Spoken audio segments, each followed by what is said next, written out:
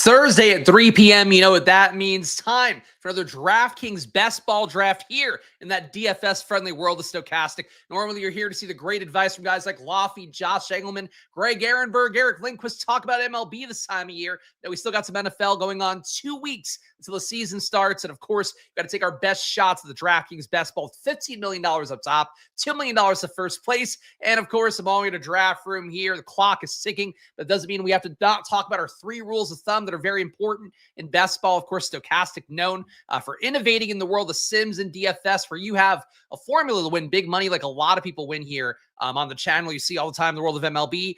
And best ball, there's not such a similar product out there that does those same things, gives that same shot at daily upside. So you got to follow some rules of thumb, which I'll start to follow here. Following the principles of ADP, average draft position, you should take guys at the 101 like Jamar Chase, like Bijan Robinson. Today, we'll go Jamar Chase at the 101. Basically, you see ADP on this screen right here that tells you average draft position. What that means is what the market price for a player is right now. We are in the dying days of best ball tournaments. 2 weeks left. Even though it's DraftKings best ball week, there's not a lot of time left to get your teams in. So you maybe could start to see people play a little bit more fast and loose with ADPs. Guys that have surged based on preseason performances, training camp stuff. You'll see Ja'Cory Krosky-Merritt sometimes go top 75 in some rooms, top 10 in some really tough rooms out there. We'll say tough in a certain way. Either way, though, you'll see stuff like that happen. But ADP is still your main guiding principle. It's where people are being drafted, of course, across every tournament that's going on DraftKings right now in best ball. So keep in mind, ADP, follow it. That's like your projection, like your ownership projection,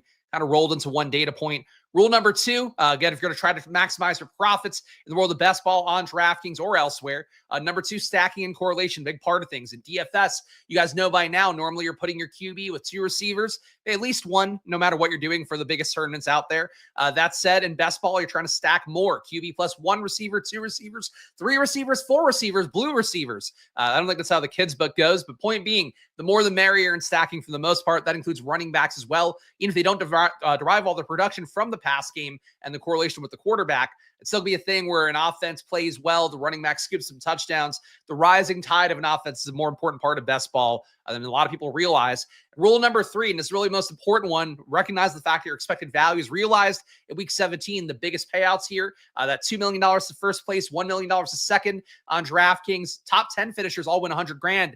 That comes in week 17. People sometimes miss the forest from the trees a little bit. You know, building teams that focus more on advance rate, teams that don't have enough good wide receivers in particular is one thing that will a lot of times, kind of stifle your growth, stifle your upside in the pod weeks, the playoff weeks. We are in smaller groups trying to get to that 1,000 person finals on DraftKings. So building a team that does spike late, that has that upside, that has sometimes a mix of rookies and vets, as well as a part that people look for sometimes. But in particular for me, week 17, correlation is a part of it, and building teams that have proper draft capital, where even if you take 1 running back early, 2 running backs early, you have to have enough spike week potential for your receivers, for your players around that. So keep in mind, all the money comes out in week 17. Advance rate's a great thing to have for sure. The more teams you get, the better. But obviously, finals ready teams, people sometimes forget how to build those, and hopefully we'll build a finals ready team here today.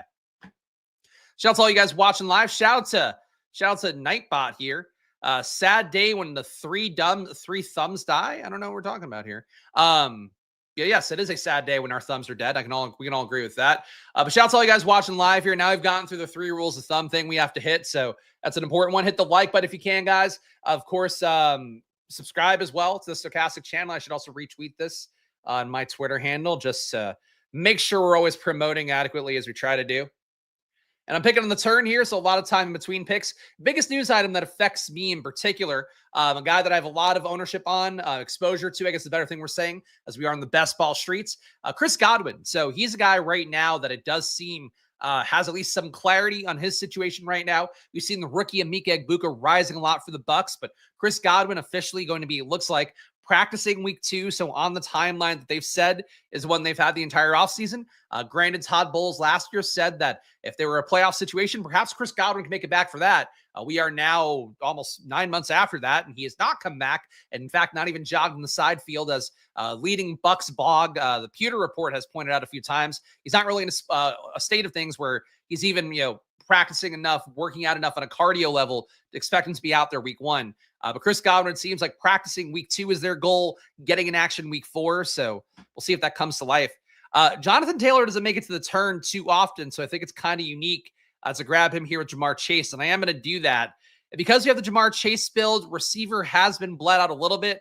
I can do some week 17 correlation with Trey McBride. I wouldn't be mad at that. But I think we can go with two really projectable running backs up top, try to dig out of that a little bit more at receiver as we go. Let's go Josh Jacobs too. So a Josh Jacobs, Jonathan Taylor start alongside Jamar Chase. Obviously, we're expecting Jamar Chase to make our lineup hopefully 17 weeks. But yeah, ideally for the most part, he'll be in the hunt to be giving us a 10-point floor, I would say, in a worst case scenario. Hopefully more like that 20-point regular performance, 30-point upside. We know for Jamar Chase could be 50, 60 points. So I hope he's going to make the roster a lot here. And just really the fact that I think a receiver at this point, the board does not have a lot of receivers at the turn I feel good about. Tyreek Hill, not a guy I'm going to grab early and feel excited about. JSN, Jackson Smith and Jigba, I could go there and not feel too terrible about that, especially on a PPR site like DraftKings as opposed to some of the half PPR sites out there. That said, don't really want to do that. I think we would make the RB room really sick, hopefully with Jonathan Taylor and Josh Jacobs. And for me in particular, a guy that has loved Marshawn Lloyd the last couple of years. Lloyd, unfortunately, another hamstring injury for him. Seems like it won't be long-term, but sucks he's doing that. If you missed it in the preseason, Marshawn Lloyd, the rookie not rookie, second-year guy to USC, basically should be a rookie because he barely played last year. Caught a 30-yard wheel route, hurt his hamstring on that. Also got hit pretty hard, so people thought it was a concussion. Wasn't a concussion, just a hamstring injury. So for Marshawn, not great. He's had this history of soft tissue injuries. Also had appendicitis last year that knocked him out when he was going to play at the tail end of last season. But he makes a play, 30-yard wheel route that not a lot of RBs in football are going to make with the sort of, shiftiness that he can make. And he's hurt again. So I think it does benefit Josh Jacobs. I have enough Lloyd everywhere going to be around still, even if I don't take him in a single draft at this point forward. I'm still going to have like 10, 15% of them no matter what site I'm playing on. So trying to get some more Josh Jacobs to balance out that Marshawn Lloyd bet, I think makes sense because I'm not really feeling too confident about the Emmanuel Wilson, Chris Brooks tier of things. And they want Marshawn out there. And I still think you could draft Marshawn Lloyd because we are playing again for week 17. We're not so worried about that early part of the season. If Marshawn Lloyd's on the pup list, doesn't really matter for the Marshawn Lloyd bet for a guy who's going around 20 here on DraftKings. But it does matter in terms of how you view your portfolio. And for me, if I've got enough of that guy, I want to make sure to try to make the opposite side of the bet that hits probably more frequently with Josh Jacobs. Not the most exciting click in this range. When you have guys like Bucky Irving, I think in particular, Devon Achane falling because of his recent soft tissue injuries. I think Jacobs, to me, kind of a blind spot, but also for a lot of people out there, he's fallen into the 30s in rooms because he's just not that fun click that people want to make. They want to make a Gibbs click. They want to make a Bajan having their legendary kind of year click. They don't really want to make the Josh Jacobs, who kind of Joe Mixon his way to a pretty good year last year, click too often. Speaking of Joe Mixon, so it seems like for him, no news about the pup list so far, but much like Chris Godwin, it's kind of that same holding pattern. I think there's actually a key difference between a couple of the injured guys out there, and I'll talk about a third one that I would lump in with this group that I think people are treating completely incorrectly. But Joe Mixon at this point, I would think is probably more inclined to be on that Chris Godwin plan of missing at the very least week one. Doesn't seem like he'll be on the hunt to, at this point, he would have to be pretty much a practice right now, if not early part of next week to actually get out there and, be ready to go for week one. So Mixon, I think, going to miss week one no matter what. Hasn't put on the pup list yet. So if he does go on that list, it means he's missing the first 4 weeks at a minimum. There's been hope that he can get back out there early enough based on some of the beat reporters. So Mixon, I think at this point, if you're taking him, he's got to be your RB3, RB4 in certain builds. Taking him around pick 100, 110, I would still do it because he does have potentially a bell cow role in an offense that CJ Stroud, apparently a lot of reports this week, The Athletic had a really long breakdown of it. CJ Stroud didn't have a lot more ability to kind of call audibles at the line, have more control of the offense, shift protections around, things like he couldn't do so often apparently in Bobby Slowick's offense the last couple years. Now he's got that control that a lot of the top quarterbacks have, your Joe Burrows, your Josh Allens, obviously your Mahomes, things like that. But this year, even if it does hurt Mixon a little bit compared to kind of the staunch, we're going to run it up the gut approach that Bobby Slowick had last year for Houston, it does mean that I expect the offense to run better, to be more productive. And if you have, CJ Stroud kind of Aaron Rodgersing his way, audibling out of certain plays that would be run plays at the goal line, I think Mixon's got a good role. So I'm definitely happy to take the Joe Mixon dip, but just be aware of the risk and then outcomes with that. Breece Hall, big faller here overall, now down to a 45 ADP. But I think I'll go Joe Burrow here. On DraftKings, you have to take him at this point. Other sites out there like Underdog, you push Joe Burrow a couple more rounds, try to get him later. But at this stage, I think we have the Cincinnati bet. Might as well go with Jamar Chase and Joe Burrow, an easy combo here. Jamison Williams, Terry McLaurin, we need to get somebody in at receiver. Could also make the case here. I could have gone Jalen Hurts, but we had no correlation there. Could have gone Jalen Hurts and Devontae Smith. That would have been a way to get somewhat unique here with the build I have. A lot of teams overall in general, when you have this, based on early DraftKings data that came out at the end of June, they haven't put anything out since, at least that I'm aware of publicly, but they had put out the DraftKings Millie Maker data from the first 2 months, I would say, the drafting process. And all the top receivers, your Jamar Chases, CeeDee Lambs, Justin Jefferson, Amon-Ra St. Brown, about a 40% correlation rate with their QB. So for me, something I'm trying to be mindful of is that, if I have a common combo like that, in particular, like CeeDee Lamb, I think coming over the top with an elite QB like a Lamar Jackson, have another upside guy there instead of that QB we know is going to be there. JJ McCarthy with Jefferson be another obvious case. In this spot here, we're taking kind of the very binary build that a lot of the field will have with Jamar Chase 101, Joe Burrow here. That's how it looks. And Robert Griffin III predicted it before I did it. Burrow and JMO. There we go. All the O names or the O sounds at the end. Jalen Wright injured today. That backfield's looking thin. Ollie, unless Brian Robinson Jr. comes into town, I think that would greatly upset the Ollie Gordon bet. But I still think for Ollie Gordon, and this is really my big case for Ollie Gordon because I don't have a lot of another case for it. I think Ollie Gordon is a better version or a younger, cheaper version of Brian Robinson as it is right now.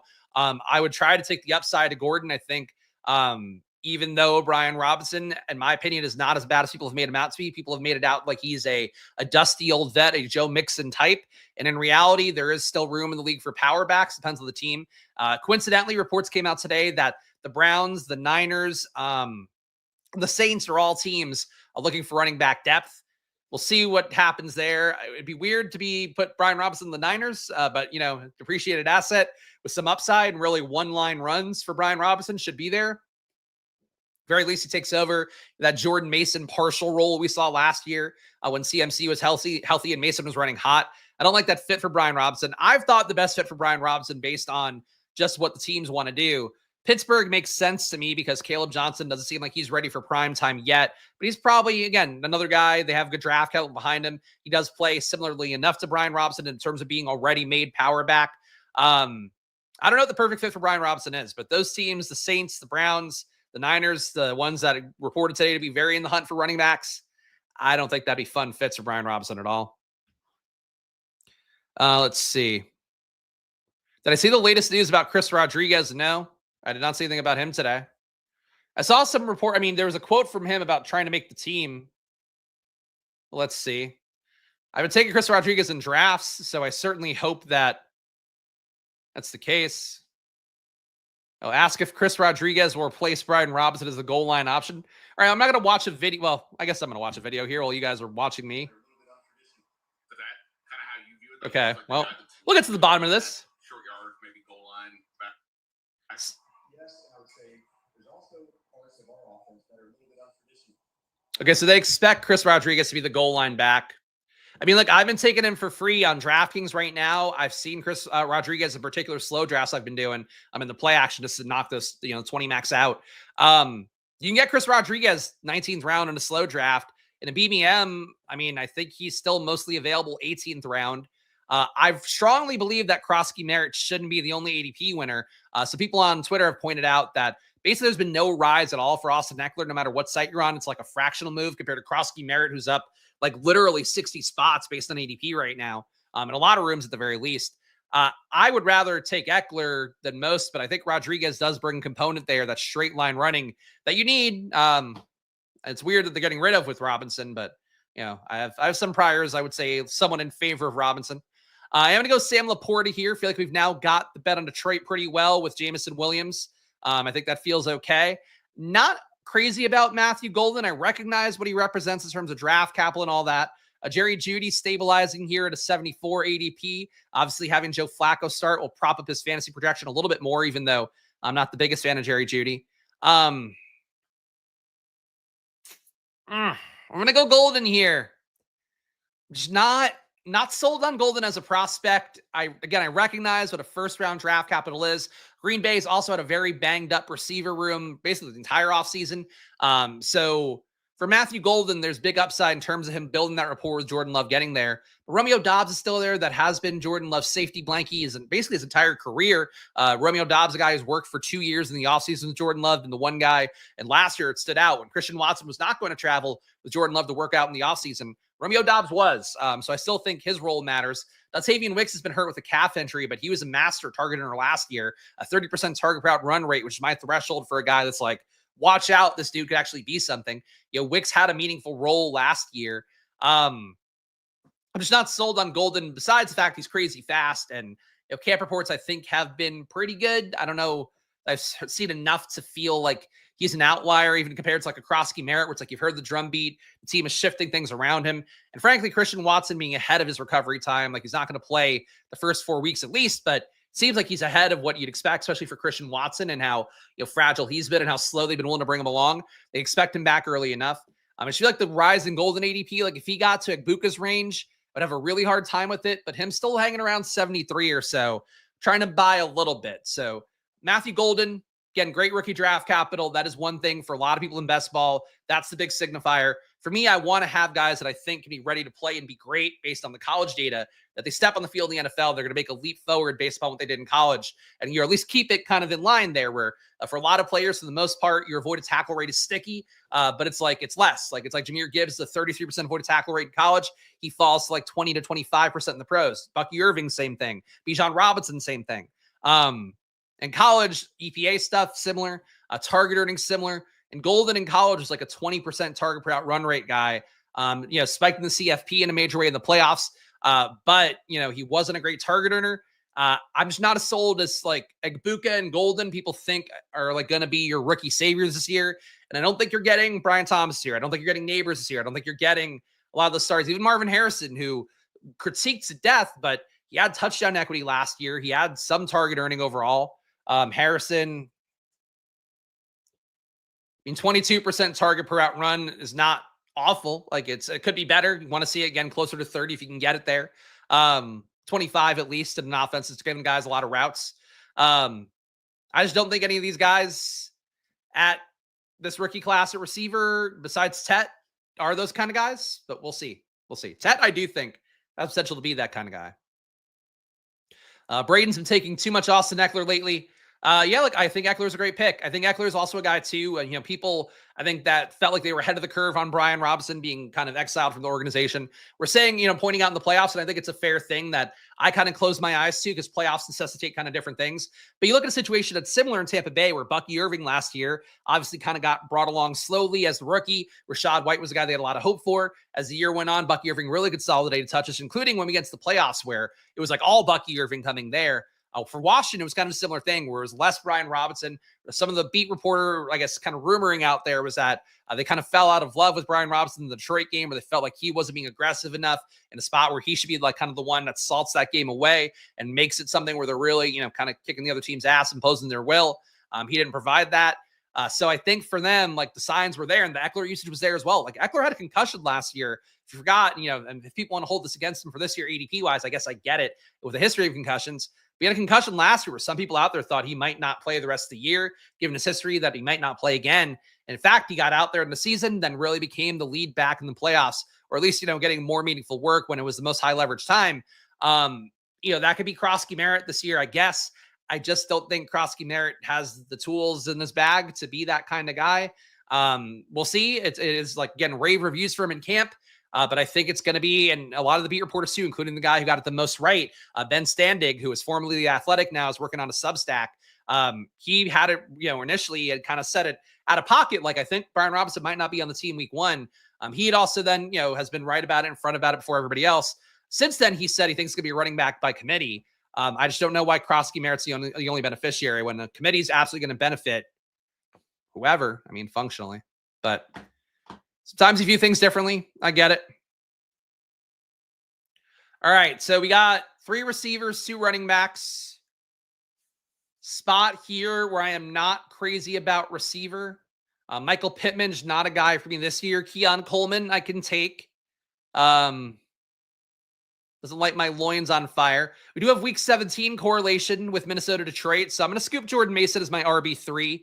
Think he'll be a touchdown hound right coming up this year. Jared Goff, we have a pretty big bet on, and there's no way he's going to come all the way back. So hate not having a fourth receiver at this stage, but we have Jamar Chase, we have JMO, we have a bet on Golden, which is appreciable. I think I'm just going to go Jared Goff. Just lock him down. So 2 QBs, Joe Burrow, Jared Goff, 3 RBs, 3 wide receivers. The capital in this one, the draft capital, is a little bit off. I need to make it up at receiver and get some players who I think are going to be going the right way in terms of ADP. But I still like the team we've got so far with Joe Burrow, Jonathan Taylor, Josh Jacobs. So a very elite RB room. Also an incredible amount of guys with J names up top. Joe Burrow, Jonathan Taylor, Josh Jacobs, Jamar Chase, Jamison Williams. Matthew Golden breaks up all the J's. Then we got Sam Laporta, Jordan Mason, Jared Goff. So already we've got the Cincinnati stack. No Arizona bringbacks here. Minnesota, Detroit, week 17 stack, though. We've got that with Goff stacked up. Laporta and JMO, a bring of Jordan Mason here. So the team is hitting some notes. Maybe not all the notes, but I've noticed on DraftKings lately that if you try to go out of your way to get QB, you kind of suffer a little bit because QB is a frenetic race if you want to get 3 QBs, especially in a room. I mean, you can see it here with guys like Dak Prescott going a little bit early in terms of ahead of ADP. Baker Mayfield is around his ADP, but Kyler early. Bo Nix went incredibly early to this guy, which I meant to point out. Not something I'd be super stoked to do, but this guy did it here. QBs are on a run here. Mason a great click? I hope so. I hope so. Is there history or lore of people auto-drafting profitable lineups? I'm shocked how many people said it and forget it. I think you have to actually, you have to have a change in your ranks or make your first pick on DraftKings for you to even have a shot at winning the money. So you don't want to auto your entire team. Some people out there think you can auto off of it. I know a guy in the DFS space, you guys may have heard of, Justin McMahon, autoed on Underdog last year, all of his teams. I think did absolutely terribly. I don't know if that speaks to his ranks or whatever. But like I personally would not auto off ranks. I don't auto draft anything if I can. If you have to get more volume down, do slow drafts. Like my recommendation, I've really figured it out this year because I've hated slow drafts in the past. But for the main tournaments of the DraftKings Millie Maker, for Underdogs Best Ball Mania, for Drafters Main Event Championship, the 3 big best ball sites, I do all fast drafts. And then for the smaller tournaments that I just want to get action in, but I don't have the energy to kind of sit around for an hour and do a draft, I just do slow drafts for those. So that's what I'd recommend. But, follow your hearts. Yeah, we'll see. You'll feel just fine with 3 of 4 receivers in the next 2 turns. All right. I hope so. I know this is probably similar to some of the builds our guy Robert Griffin III does for himself in best ball. So hopefully figure it out. Ja'Cory Krosky-Merritt goes at 109 here. What is his actual ADP? The DraftKings updates real time-ish. So he's got a 129 ADP. He goes about 20 picks early here. Man. I'm either going to be very happy when Krosky-Merritt doesn't score a lot of fantasy points and people are just relying on him way more than they should, or I'm going to be so sad as Austin Eckler gets concussed in week 1 and Chris Rodriguez does nothing and Krosky-Merritt becomes the equivalent of a first-round pick. I just don't see it. But you can't see every angle. You gotta have your own priors here. Best ball, I do think in some respects does reward stands a little bit less because so much of it comes down to, did you have the right guys who hit during the playoff pod weeks where you are? And again, the smaller groups leading up to the big 1,000 person final on DraftKings. So much of it comes down to, did I have T. Higgins help me advance? T. Higgins got banged up today. I wouldn't sweat it, but he got hurt today. Doesn't seem super serious, but he hobbled off the sideline. But if you worry about every injury in best ball, you'll freak out too much. Point being though, for best ball in general, a lot of the stuff here comes down to who spiked in the pod weeks that matter the most. And could be anybody. So hopefully this team will have some of those guys. Mims goes early. Kirk goes early. Those are 2 of my really want to have receiver plays. I'm going to build this room in a way that some people out there may not feel comfortable with. But I like both these players a lot. They are, I would say, unfortunately for my CLV, 2 of my highest exposed players. But I'm going to go Chris Godwin here, knowing the timeline at least has an end date. I could take that shot.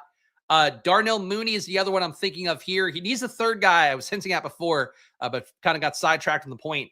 Darnell Mooney is very likely to play week 1. So the fact that he's fallen to 130 pick range on DraftKings, where there is nobody else in that Atlanta receiver room is going to really get targets besides, Drake London. Like, I know Pitts had some early preseason hype with Penix saying something to the effect of he's going to have a great year. And like, there's a few highlights from Pitts out there. I don't think Kyle Pitts is like a dead prospect or anything, but Mooney to me is the one who benefits the most by what I expect to be an outlier year for Drake London. Like, I think Drake London's going to be great this year.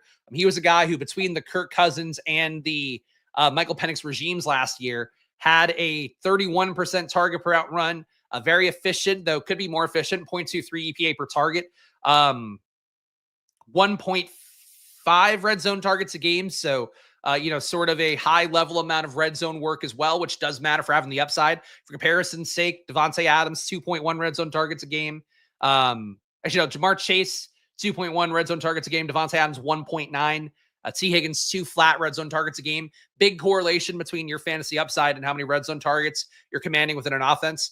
I think there's a lot of signal for Drake London being great this year. But again, heading into week 17, if I think Drake London's going to be great all year, and he's a player I'm certainly would love to get 2x the field on in best ball tournaments, I want to have Mooney in other lineups because I do think if I don't have Drake London, it gives me good leverage against the guy that I think, I'll make the stand. I think Drake London could be one of the defining players of 2025. I think especially in this range up top, where you could see guys like Puka Nacua going, who I do love. Nico Collins, I think, is a very strong play as well. Amon-Ra St. Brown, we know, has had the big upside. He's been cooking guys lately, including in that Dolphins cross practice they had.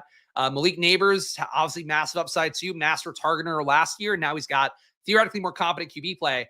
Brian Thomas, people loved last year. It's a crowded wide receiver pocket, but I think in terms of like a season-long projection, I mean, frankly, a lot of these guys can hit. So it's tough to make for a case of Drake London above them. But I like the situation for Drake London a lot. And I think, too, when you have the Bijan Robinson there, that kind of opens things up for Drake London in a way that maybe some other guys don't have. We'll see. The big believer in Drake London am I. And he's also a USC guy. So there we go. Anybody who's going to USC, I'm just going to pump him up here. All right. If you got those 5 receivers in a draft in July, you'd be oozing from your loins. The team is a banger. Thank you for that. I love the oozing from your loins, not the phraseology I personally want to choose for myself, but I get it. Braylon Allen goes here at pick 133. So this guy takes Krosky Merritt, who I'm not excited to buy that much, but takes Braylon Allen as well, who I am very excited by. Braylon Allen in the preseason working in aggressively with Breece Hall, in particular in the last game for the Jets in the preseason, where we're probably not going to see the starters again, at least as far as I'm aware. Braylon Allen got a lot of that work overall on the short down and distance stuff, which bodes well for potentially being the goal line back for the team.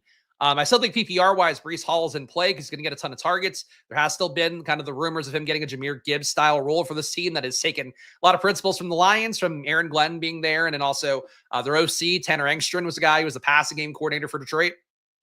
But for how it looks for the Jets, I think Braylon Allen a good riser.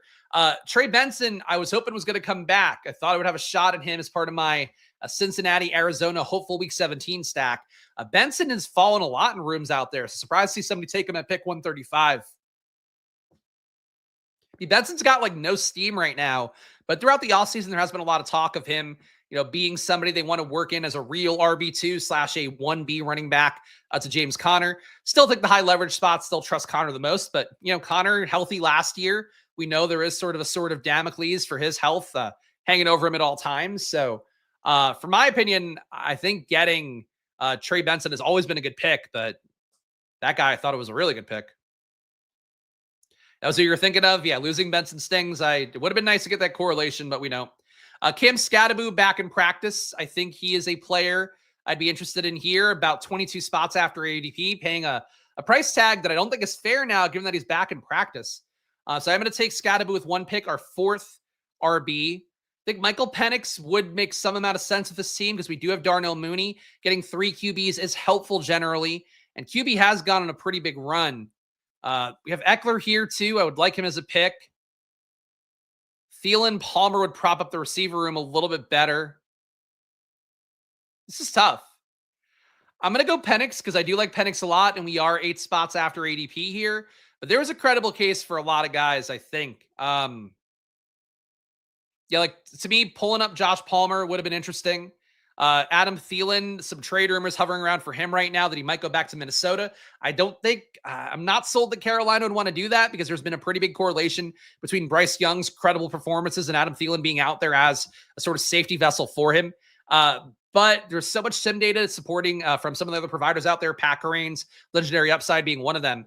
Supports 3 QB builds, even with, a hero or an elite QB like Joe Burrow would technically be. And frankly, I think Joe Burrow is much less of an elite QB than Jaden Daniels, who goes 3 picks before him here, Lamar, Josh Allen. Want to get to 3 QBs here because I don't think there's a ton of rushing upside for Jared Goff or Joe Burrow. And I think we can handle taking the QB now with Penix. Sort of how I feel about it. Scadaboo drops pretty sweet. He's just gravy at that ADP fall. I agree. I mean, Scadaboo, look, the hope for him is that, and he was seemingly trending towards a role where he's going to be involved in the red zone, going to get some third down work as well because he's a better pass catching back than Tyrone Tracy, which is kind of odd given the fact that Tracy was a former receiver, but I think Scadaboo brings the blocking a little bit more. And also, frankly, a higher avoided tackle rate guy in the run game based upon what he put up in college last year. Where Scadaboo, to me, just based on the data, if anybody in this class were to be Bucky Irving, I would think it's Cam Scadaboo. Even though, guys like Genty, Hampton, similar, I think, credibility, but relative to a late draft pick, I would say that Scadaboo looks the most like Bucky in terms of high efficiency, high EPA per rush, high EPA per target, expected points added. If you're not familiar with that vernacular from Sports Info Solutions site that I use for that data, I think that there's a lot of outs for Scadaboo. But if he's going to go at pick 145 here, I get people wanting the risers, but frankly, Quinshon Judkins at 140 in this room. That's a little bit low for where he's been going. Judkins has still not been signed. We are now 1 week clear of him getting rid of his charges in Florida. And because the fact there might still be an NFL suspension and because Quinshon Judkins was taken in the second round in a range where everybody's getting guaranteed money, Judkins not moving forward in his contract, I think, is a pretty bad sign. Even if he'll still probably get out there at some point this year, I just don't have the faith in Judkins. I mean, as a guy, he doesn't seem that great, obviously. But not great. New to best ball, QB2, Geno or Darnold. I have Bowers and Cup. I mean, QB2 should be whoever is available, but with that team, I'd probably say your bet is more closely correlated with Geno for Bowers and the capital you have to give up for Bowers. In general, if you want to have a rule of thumb for stacking and how to prioritize it, if you can pull off both QBs, do that. Great. Try to get to 3 QBs in a 20-round draft if you can. But still, it should be you're basically Brock Bowers goes at a much higher ADP than Cooper Kupp does. So if you're expecting Brock Bowers to smash, that means he has to have some outlier days that pay off a second-round price tag. It's more likely that Geno Smith comes to the ride for his games than it is that Sam Darnold has outlier games because Cooper Kupp paid off at his ADP. So that's the way I would try to think about it, but your mileage may vary. And guys, make sure to go draft on DraftKings. See me about to make 2 more picks here. And you too can be making some picks on DraftKings right alongside me. If you do, go over there, draft your first team, get a second entry for free. Down the DraftKings Daily Fantasy app right now. Get your shots at best balls. $15 million prize pool on DraftKings, including $2 million to first place. And best ball week is ongoing. And I'll talk about some of the deals they have going too, because there's some fun stuff they're doing right now. We have 5 receivers. Would like to make up some projection here. A lot of times on DraftKings because guys a Q tag, even though it is at this point, a couple of weeks out from the season. Cedric Tillman, not anything I'm worried about. I am going to go Cedric Tillman here. My first pick. And not a player I'm super excited by either, to be totally candid, but I think in this range he makes sense. I think we're in a spot where a second tight end would not be crazy. More at wide receiver, though. Wide receiver is going to get a little bit uglier coming up.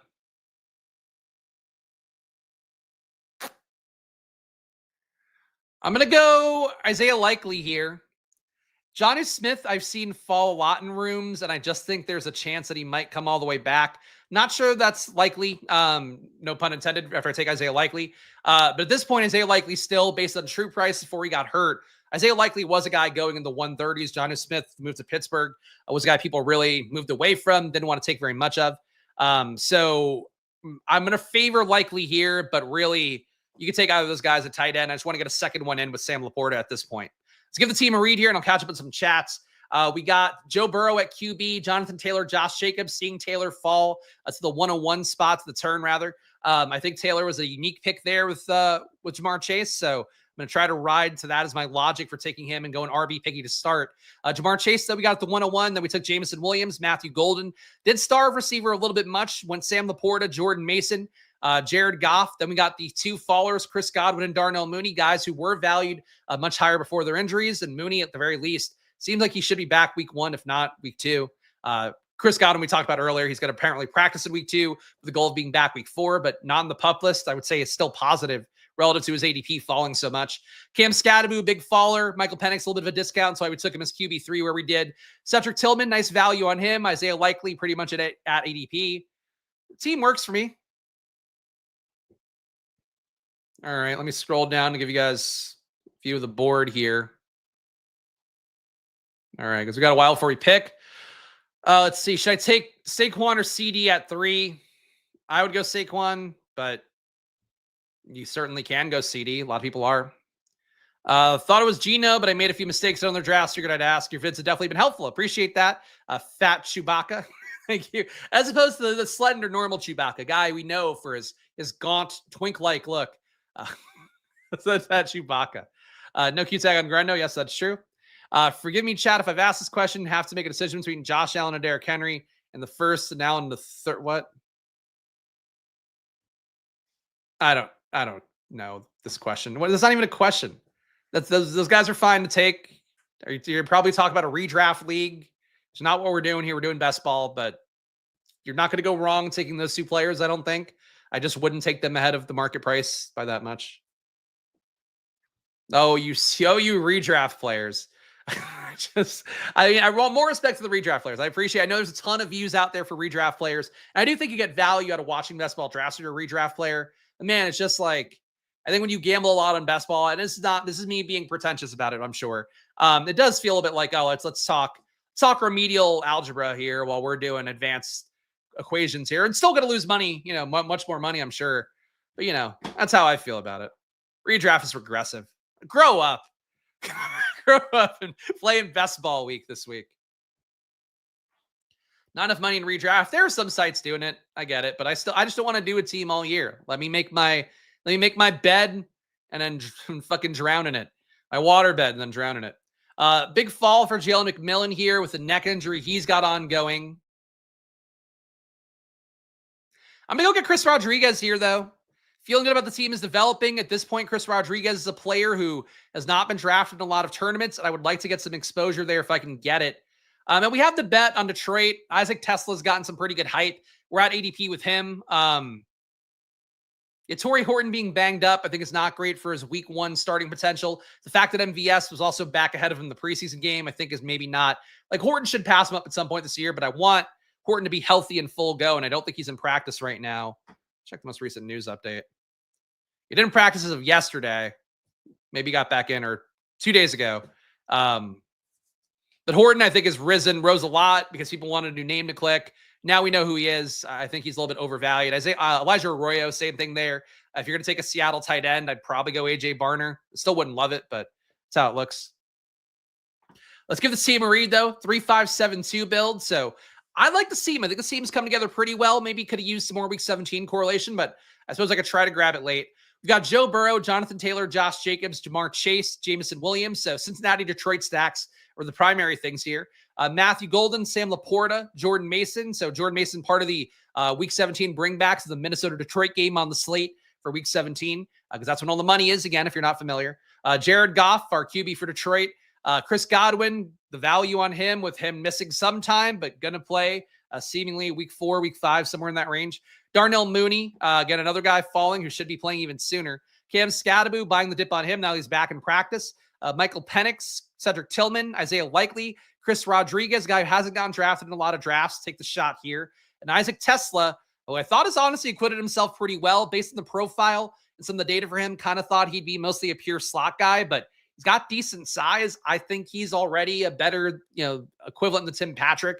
Tim Patrick's a vet, so he'll know more than Isaac Tesla does. But in terms of, the athleticism and the ability to kind of make big plays, we saw that enough from Tesla in the preseason that he's, to me, kind of an exciting click in Denver, Minnesota, or Detroit, Minnesota stacks. So Tesla taken here and happy about it. Let's see. If a redraft draft tonight, people are going to reach for players from their favorite teams. So I usually just scoop value. Also fair. Yeah, I think for redraft leagues, I don't know, man. It's just make sure you take an early RB for sure. Like somewhere in the first couple rounds. That's pretty much it. As long as you do that, you're fine.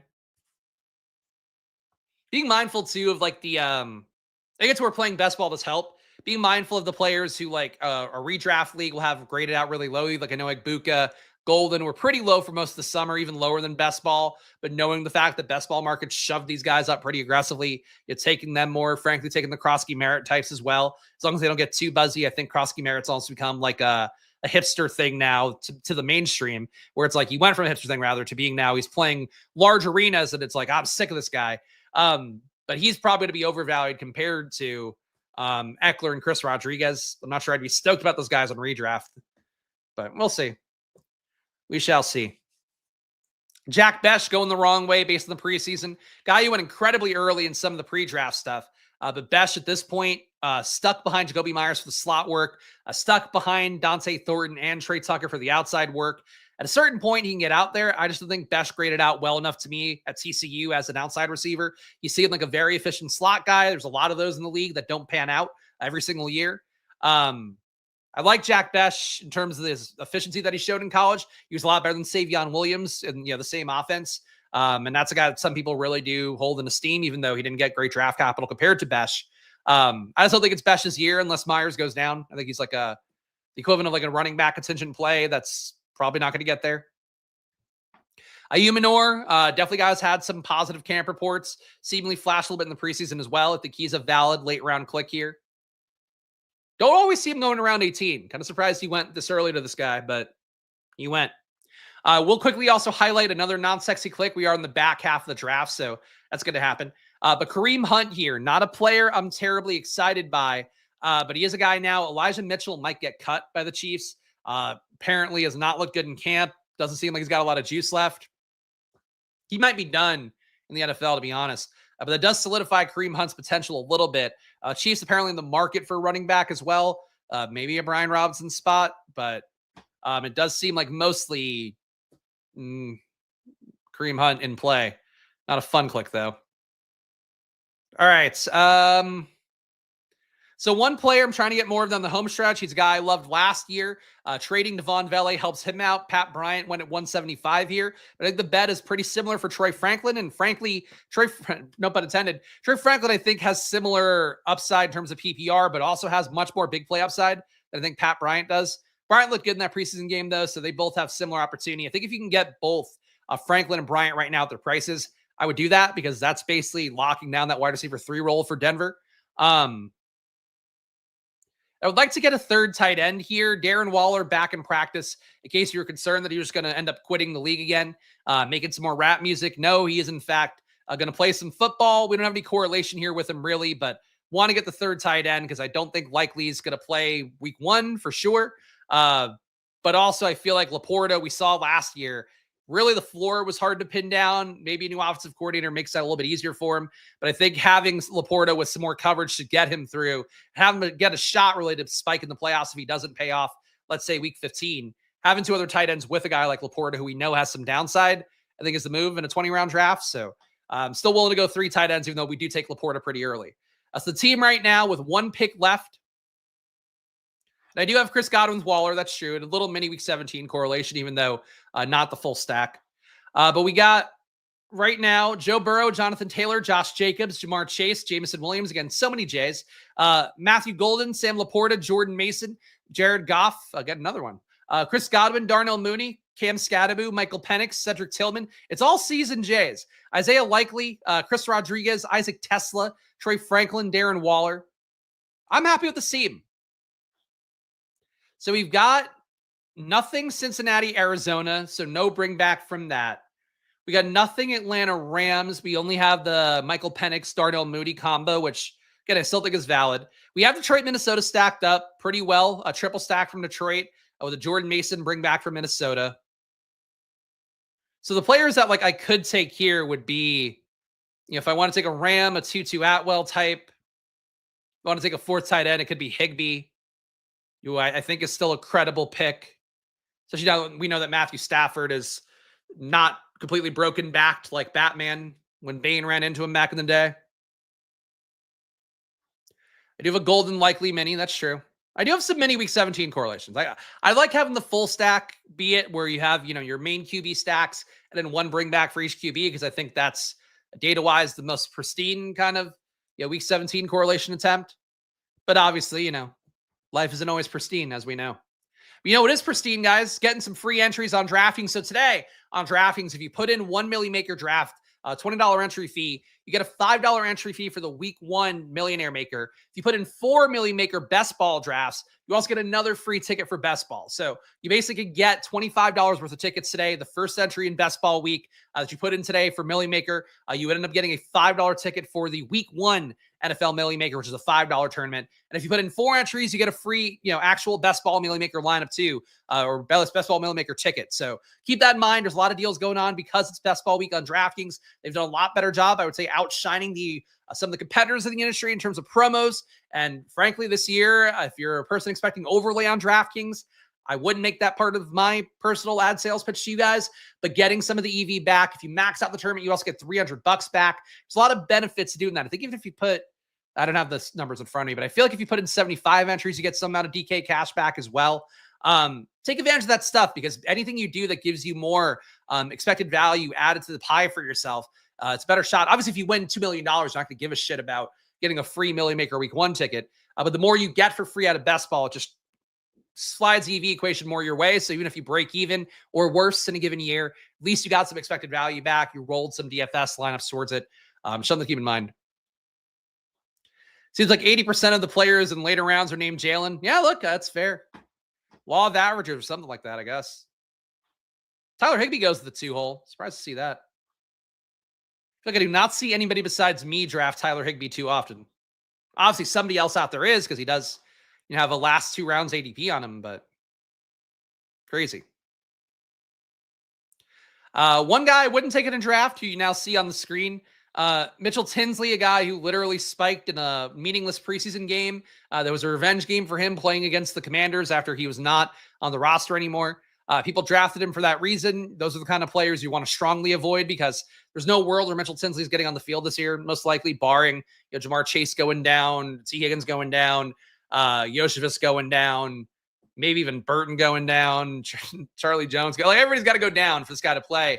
You don't really like those bets too much. Try not to make a lot of them. I think it's one of the things you learn trial by fire, putting in a lot of your money into best ball every year. But, that's my thought on that.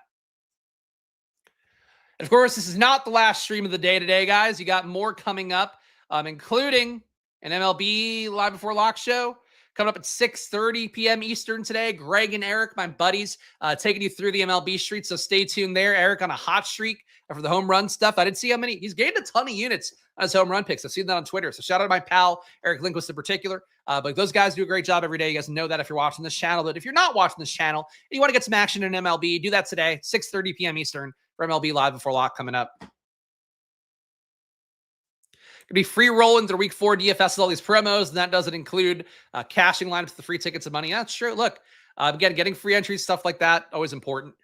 Darius Slayton was hanging around here. I didn't want to mention it because I don't know why he'd hang around to round 20. If he's healthy, Darius Slayton is a really interesting pick this year, because Russell Wilson, part of the reason the Steelers did so many deep shots last year is because Russell Wilson doesn't want to throw to the middle of the field. Arthur Smith pointed that out at some preseason stuff, and why the offense for Pittsburgh is going to be different this year. That's going to benefit Darius Slayton a good amount, along with having a guy like Neighbors, who should be really meaningfully earning targets underneath. Slayton, to me, if he's free, grab him. And I see one more click that could be fun at receiver. So this guy had a pretty good preseason debut. Still would expect him long-term to lose his spot to Luther Burden, the rookie coming in, who is just all juice in terms of avoid after the catch stuff and avoid a tackle rate. But Olamide Zaccheaus, I think, could be somebody this year. Got a little more at receiver because we didn't get as much of the position, I think, as I would have normally. Besides Jamar Chase is the 101. So this is going to be the final team here. We took 9 receivers, only 5 running backs, because I really think this bet comes down to, do Jonathan Taylor, do Josh Jacobs pay off? And if they don't, it wouldn't work out. But we got Joe Burrow, Jonathan Taylor, Josh Jacobs, Jamar Chase. If you guys have anything else you want to ask, drop it in chat, because we got like 10 minutes. And if there aren't any questions, I'll hop off. But if there are questions, I'll take them, or comments, whatever. Joe Burrow, Jonathan Taylor, Josh Jacobs, Jamar Chase, Jamison Williams, Matthew Golden, tight end Sam Laporta, part of our Detroit, Minnesota stack, Jordan Mason as well, Jared Goff as well. Chris Godwin, buying the dip on him now that we know there's a finite end date. He's one of my highest exposed guys no matter what, because he was so good last year, was a top 5 receiver when he played. I still think he comes back to that at some point, and if Ibuka's not a world beater, he's not getting Wally pipped. Darnell Mooney, another guy falling, despite the fact he should be active week 1, if not pretty close to that. Cam Scattaboo is back in practice, yet he still went 20 drafts late in this room. I don't think that should be the case. Michael Penix got value on him, Tillman value on him. Likely just took because I think he's a good tight end too, and I know I'm going to get 3 tight ends in a room. I can absorb that injury time for him no matter how long it is or not long it is. Chris Rodriguez, taking him because he barely got drafted, and now he seems like he has a role, apparently going to be the goal line back for the Commanders based on reports coming out today or quotes coming out today. Isaac Tesla, Troy Franklin, another big rise with Valet out of town. Troy Franklin also a steady drumbeat in the offseason. Both he and Pat Bryant benefit from Valet being gone. Darren Waller and Olamide Zaccheaus, who might luck box his way to a role that he should have been drafted this entire time on sites like DraftKings where you have 20 rounds. But I got him here. A.D. Mitchell, I'd be open to A.D. Mitchell. Still think Alec Pierce blocks him meaningfully, and I do think the switch to Joe Flacco. If they had Joe Burrow, it'd be great. Why would I say Joe Flacco? Daniel Jones. Sorry, mixing up my QBs from last year. Switch to Daniel Jones. So some of the rumor or speculation out there about why Shane Steichen went to Daniel Jones is because of the fact that couple years ago, I guess he'd run the offense or one of the versions of his offense with Gardner Minshew. We're sort of a low A dot attack, if you guys remember that. Wasn't really going downfield too much. Daniel Jones, how he played last year, if you look at the film, a lot of commonalities with how Minshew played that one period where he was working pretty well for the Colts, and they almost made a little run at the playoffs there when Minshew was starting after AR got hurt his rookie year. So that's sort of what they're hoping to do. I don't think that helps out Mitchell and Alec Pierce as much. Pierce, I thought, was great last year. Mitchell's had good preseason reports, so taking those guys in round 20, I have no issue with. But I do think they're 2 guys that Richardson should still play at some point this year. But if he doesn't, I don't think they're winners from that situation. What do I think of doing around 17, 18 Darnold and last round Milroe? In a 20-round draft, you have more ability to kind of have those I would say riskier plays, less logical plays, because normally on QB in particular, you want to just make a bet and get it right. There is a shot that Darnold would sit later on in the year because he does have some injury guarantees. And if Seattle's out of the playoff hunt, then they probably would be willing to bench him or might even want to actively put him down. That said, I'm not sure if that makes the stack valuable then, because if Darnold played poorly enough that he would get benched and the team's not in the playoff hunt or even close to it, that means the receivers probably didn't play that well. So what do you get stacking that up? I'm not sure about it, but Milroe should run pretty aggressively. The issue is that, to me, he grades out a lot like Anthony Richardson and not in a good way. Ray R at least had some efficiency downfield. Was really bad in accuracy on short throws, but there are other things I could point at and go this should play well in the pros. Milroe is really, really, really inaccurate, or at least was his last year of college, which is the thing I look at as sort of your litmus test before you're going to be in the pros year 1. So I'm not doing it, but the runner's a runner. Can the lineup still be live with a definite 0 picked later on? Yeah, sure. I mean, my best finishing team on Underdog one year was a team where I had Trey Lance on it. It was Joe Burrow and Trey Lance. And then unfortunately that team got crippled in the finals by the Cincinnati Buffalo game, that week 17 matchup getting sidelined because of DeMar Hamlin's heart situation. But that team was pretty well built besides, having Trey Lance on it. I had a lot of guys that spiked meaningfully and had good years, and it had enough to get through the pods. And that's, missing QB. If you miss a receiver, is putting up a 0 late. It's not great, but you still don't want to do that if you can. You want to give yourself a shot at as many projectable points as possible heading into week 17, because the more projectable points you have, the better overall your team is going to finish just logistically with how that goes normally. So you want to not have zeros. That's why you don't want to have, the backup QB, the backup running back who might not play if the lead running back's going. Because last year, if you took CMC and Jordan Mason, you're probably oh man, I'm so smart. Jordan Mason's crushing. But in reality, you lost that early first pick, and then you're making it up with your 10th rounder, 11th rounder, or whatever. Losing the first round pick made your team dead anyway. So I don't know. It's a long-winded explanation for sure. But there we go, guys. That is the video for today. An important bulletin coming here from our friend Greg Ehrenberg. So listen to this, and we'll come back and close out the video. It's best ball season, and DraftKings is giving all customers a can't-miss offer. Draft one, get one. Enter a lineup in the $15 million best ball contest for just $20, and you'll score another best ball ticket to play free for a share of $15 million, giving you a second chance to win big. Download the DraftKings Daily Fantasy app now to draft your $20 best ball lineup to play for a share of $15 million and get a second ticket to play free for a share of $15 million. That's 2 chances to win big without ever setting your lineup again. Draft one, get one, only on DraftKings. The crown is yours. Gambling problem? Call 1-800-GAMBLER. In New York, call 877-8-HOPE-NY or text HOPE-NY at 467-369. In Connecticut, help is available for problem gambling. Call 888-789-7777 or visit ccpg.org. 18 plus in most eligible states, but age varies by jurisdiction. Eligibility restrictions do apply and void where prohibited. 1 per customer. Enter the Best Ball $15 million headliner contest by September 4th, 2025 to get 1 bonus entry. $20 entry fee required. Reward expires in 30 days. See terms at DraftKings.com/NFL-best-ball, sponsored by DraftKings. And if you love content like that from Greg, watch his stream coming up 6:30 Eastern, MLB Live Before Lock with Greg Ehrenberg, Eric Lindquist. Shout out to all you guys hanging out here. Again, make sure to go download that DraftKings app, play your entries in the Millie Maker here for Best Ball. Only 2 weeks left, legitimately 2 weeks. It might sound crazy to you guys, where I'm living in this world every day. It's insane. We're already on it too. The 2 weeks left till NFL season. So get your lineups in, get some entries, and get some shots at that $50 million prize pool. And of course, hit that like button, subscribe. It goes a long way for me. Here's a lot of best ball content in the world right now. So the more you hit that like button, the more you engage with this stuff, the better off it is for this channel and for me, really. So appreciate you guys being here. Appreciate all you guys watching live. Shouts to the chat. Shouts to my friends and my new friends in the chat as well. And I'll see you guys again soon. Enjoy your days. Good luck. Go draft some teams, and I'll see you guys soon. Bye-bye.